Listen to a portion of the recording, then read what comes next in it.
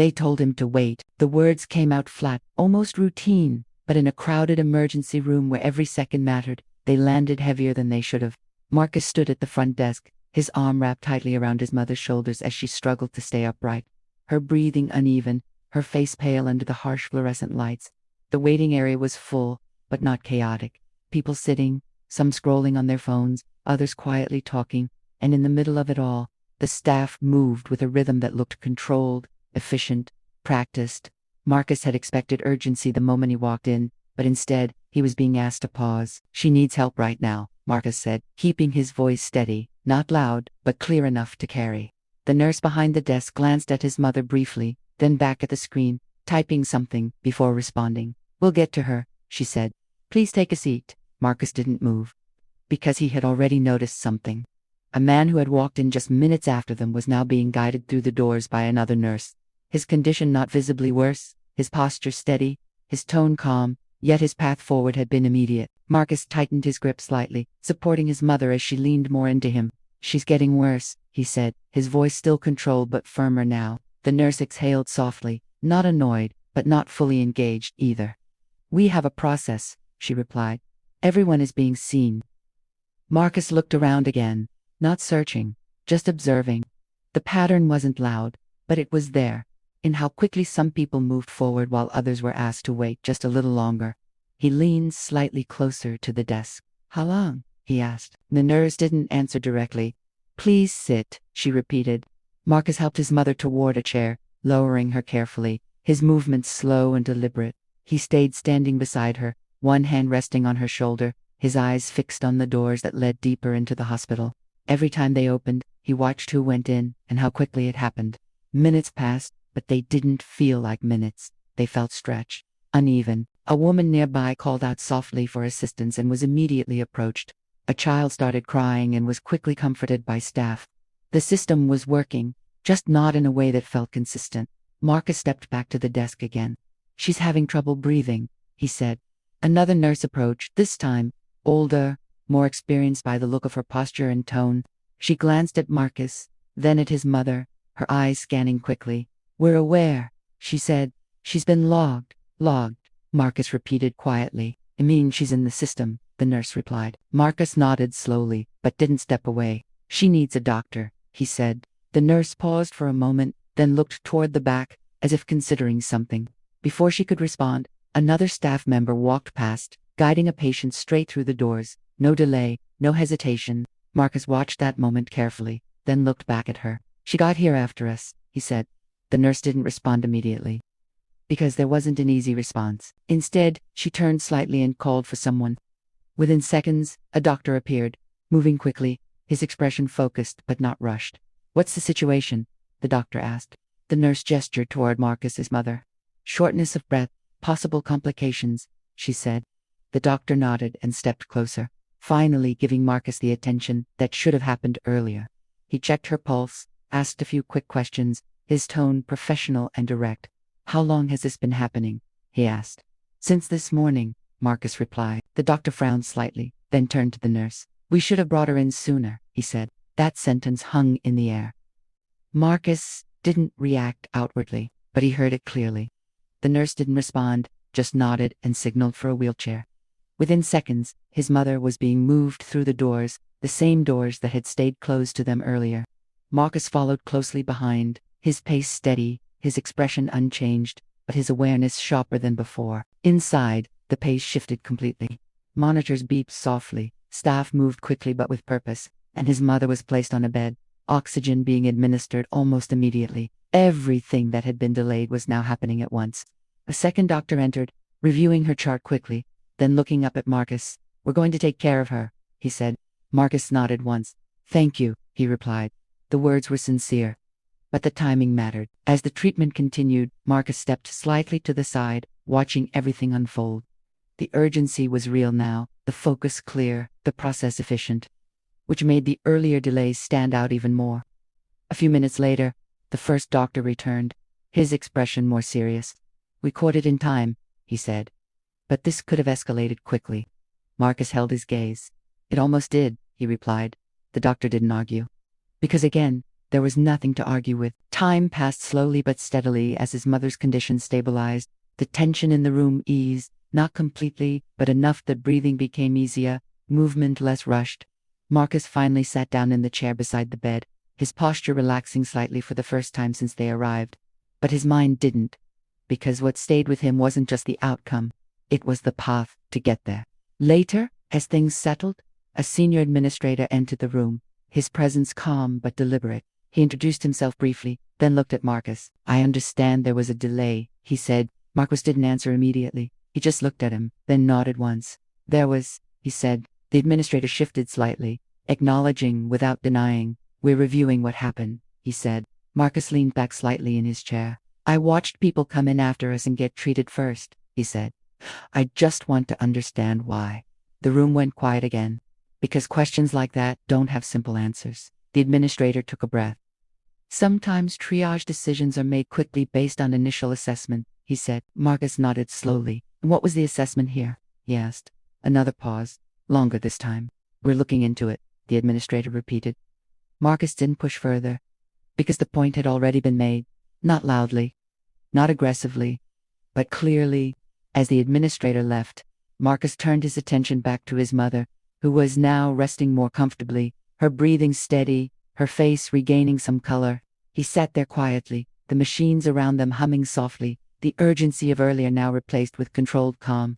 But the awareness didn't leave, because sometimes the most important part of a moment isn't how it ends, it's how it begins. And who gets asked to wait when waiting isn't an option? As the hours passed and everything stabilized, Marcus stood up and looked around the room one more time, taking in the environment that had finally responded the way it should have from the start. Then he looked back at his mother, then toward the door, and in that quiet moment, one thing was clear: the system worked. But not always the same way for everyone, and once you see that difference, you don't stop noticing it. Marcus stayed beside the bed as the monitors continued their steady rhythm, the soft beeping now, a reminder that things were under control, at least for the moment. His mother's breathing had evened out, the tension in her face slowly easing as the oxygen mask did its work. And for the first time since they had walked into the hospital, Marcus allowed himself to sit fully, not on edge, not ready to move at every second, but present in a quieter way. The room felt different from the waiting area, more focused, more attentive, and that difference made him think about how quickly everything had changed once someone finally decided to act. A nurse entered with a clipboard, her movements calm and efficient as she checked the readings on the monitor, adjusting something slightly before looking at Marcus. "She's responding well," she said. Marcus nodded. "That's good," he replied, his voice steady.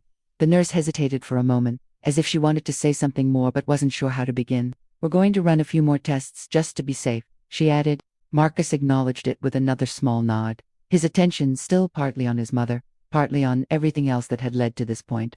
"All right," he said. As the nurse left, Marcus leaned back slightly, letting his shoulders relax just a little more. The intensity of the situation had dropped, but the clarity remained. He wasn't replaying the moment out of frustration. He was replaying it because it made sense now in a way it hadn't in the beginning. The delay, the tone, the hesitation, none of it had been random, and that realization sat with him quietly. A few minutes later, the same doctor returned, this time holding a tablet, his expression more neutral now that the immediate urgency had passed. He stood at the foot of the bed, reviewing the information before looking up at Marcus. "We're going to keep her under observation for a while," he said. "But she's stable." Marcus nodded again. "I appreciate that," he replied. The doctor paused, then added, "You did the right thing bringing her in when you did." Marcus held his gaze for a moment before responding. "I tried to," he said. That sentence carried more than the words themselves. The doctor seemed to understand, even if he didn't fully respond to it. He gave a small nod and stepped out, leaving Marcus alone again with the quiet hum of the room. Time passed slowly after that, but in a different way than before. It wasn't stretched by uncertainty anymore. It moved steadily, each minute building on the last, without tension. Marcus checked his phone briefly, messages from friends asking how things were going, but he didn't respond right away. He wasn't ready to explain it yet, not because he didn't have the words, but because the experience didn't fit into something simple. Outside the room, he could hear the distant movement of the hospital. Footsteps, voices, carts rolling across the floor, the constant motion that never really stops in a place like this. It reminded him that this wasn't just about one moment. It was part of a larger system, one that worked. but not always in the same way for everyone who entered it. After some time, a different staff member entered, someone Marcus hadn't seen before, carrying a small tray of supplies. She greeted him politely, her tone warm, her manner open, in a way that felt more natural than earlier interactions. "Let me know if you need anything," she said, as she adjusted the equipment near the bed. Marcus gave a small nod. "Thank you," he replied.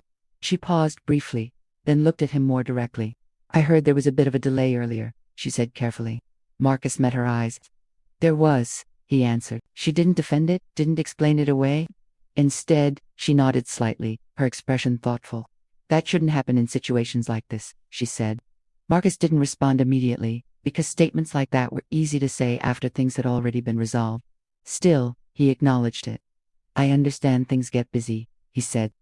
"I just noticed the difference." The staff member didn't argue with that.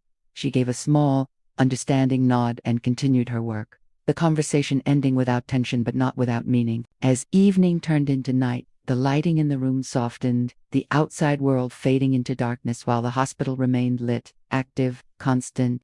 Marcus stood up and walked to the window for a moment, looking out at the city lights in the distance. Everything out there looked normal, people going about their lives, unaware of what had taken place inside these walls. He rested his hand lightly against the glass.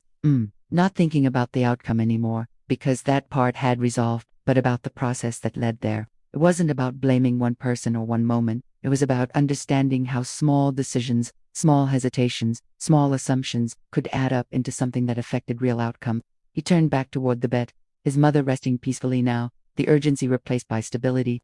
He walked back and sat down again, this time more comfortably, his posture no longer tense, his breathing steady. The door opened once more, and the administrator returned, this time without the earlier formality, his tone slightly more personal. "I wanted to follow up," he said. Marcus looked at him calmly. "All right," he replied. "We've reviewed the intake process," the administrator continued.